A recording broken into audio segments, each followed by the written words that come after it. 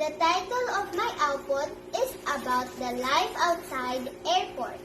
The elements that I use are lines, shape, color, space, form, texture, and value. This the lines. Look at the shape of the airplane, the shape of the luggage, the space, and the form of the clouds and humans, the texture and value. I show distance by its base, distance by its base and its measure and its line. Each person has a distance. As you can see how big this guy is because it's near, and the last girl walking is smallest because it's showing how far she is. Also, the airplane showing its size and how far to each other. Yes, it's manifested and it's easily to understood that they are walking by distance into the road by its color. You could identify them according to their gender and to its form. The form of the clouds, it's showing that is in daytime. And here I am shading dark, showing that it is almost night. So there is light and dark to its texture. The texture also in the road where I put lines and I add darker tones and shadow on people. We can even state that these people are small, medium, and large.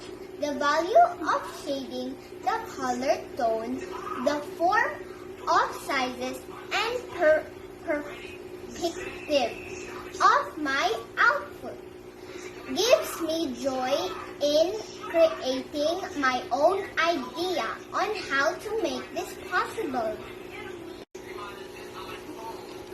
Yes, I enjoyed. Even I don't know how to draw real humans. At least I tried my best to show you the art of elements. Thank you.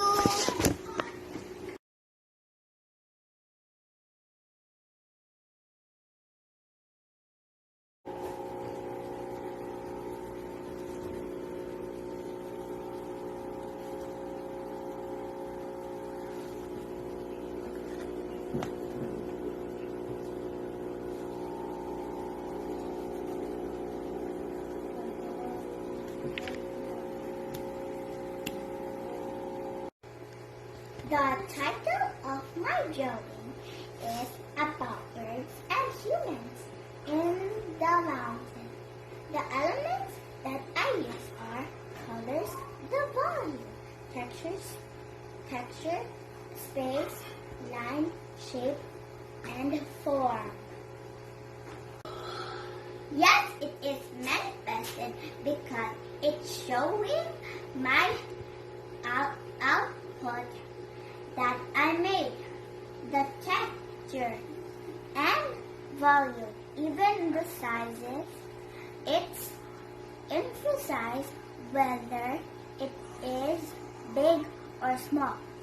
Yes, I enjoy because it gives me more ideas on how to make the art of elements. Hello guys, my story is all about the lion and the mouse. A lion lay asleep in the forest, his great head resting on his paws. A timid little mouse came upon him unexpectedly, and in her fright and haste to get away, ran across the lion's nose. Roused from his nap, the lion laid his huge paw angrily. on the tiny creature to kill her. "Spare me," begged the poor mouse. "Please let me go, and someday I will surely repay you." The lion was much amused to think that a mouse could ever help him, but he was generous and finally let the mouse go. Some days later, while stalking his prey, in the forest, the lion was caught in the toils of a hunter's net. Unable to free himself, he filled the forest with his angry roar. The mouse knew the voice and quickly found lion struggling in the net. Running to one of the great ropes that bound him, she gnawed it until it parted, and soon the lion was free. "You laughed, ha ha ha, when I said I would repay you," said the mouse. "Now you see that even a mouse can help a lion." The moral lesson is, do not judge the strength of a small creature because not everyone could help you. Sometimes you gotta misinterpret the action of others physically. Our first impression counts, but the last impression are forever. That at the end of the time they save our lives, we should be friendly and understand each other so that we will be having a happy life. The end. Bye. Thank you. My story is about having a best friend. A story that two friends were walking through the desert. Some point of the journey, they had an argument, and one friend slapped the other one in the face. The one who got slapped was hurt. Ouch! But without saying anything, wrote in the sand, "Today my best friend slapped me in the face." Kept on walking until they found an oasis where they decided to take a bath. The one who had been slapped got stuck in the mud and started drowning. But the friend saved him after. He recovered from the near drowning, wrote on a stone, "Today my best friend saved my life." The friend who had slapped and saved his best friend asked him after, "I heard you. You wrote in the sand and now you write on a stone. Why?"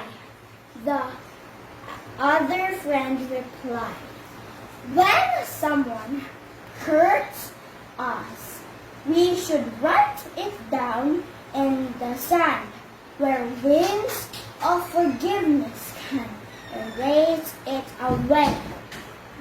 But when someone does something good for us, you must give it in stone where no wind can ever erase it." Moral lesson: do not value the things you have in your life, but value who you have in your life. Treat your best friend right, because true friends is a gift from above, so through ups and downs. Your best friend will always be there for you. Thank you.